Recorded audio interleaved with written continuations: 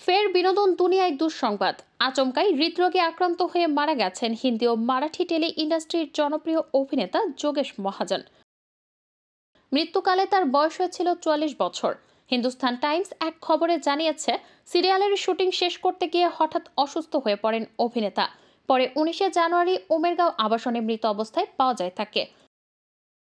পরিবারের পক্ষ থেকে একটি বিবৃতিতে মৃত্যুর খবর নিশ্চিত করা হয়েছে।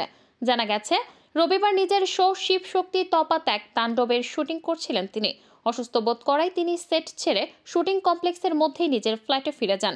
পরে তিনি সেটে না ফেরায় তার শোয়ে তার সহ অভিনেতা ও কলাকুশলীরা বিরক্ত হতে শুরু করেন। পরে সিরিয়ালের কলাকুশলীরা উমেরগাঁয়ে অভিনেতার ফ্ল্যাটে দেখা করতে গিয়েছিলেন, তবে কড়া নাড়লেও কেউ ফ্ল্যাটের দরজা খোলেননি। এমন পরিস্থিতিতে ফ্ল্যাটের দরজা ভেঙে ভেতরে ঢুকে অভিনেতাকে অচৈতন্য অবস্থায় দেখতে পান তারা। তৎক্ষণাৎ অভিনেতাকে হাসপাতালে নিয়ে গেলে কর্তব্যরত চিকিৎসক মৃত ঘোষণা করেন। জানা গেছে, হৃদরোগে আক্রান্ত হয়ে মৃত্যু হয়েছে অভিনেতার। গতকাল সোমবার বরিফালি পশ্চিম মুম্বাইয়ে প্রগতি হাই স্কুলের কাছে তার শেষকৃত্য সম্পন্ন হয়। এদিকে যোগেশ মহাজনের মৃত্যুর খবরে শোকে ভেঙে পড়েছেন তার স্ত্রী।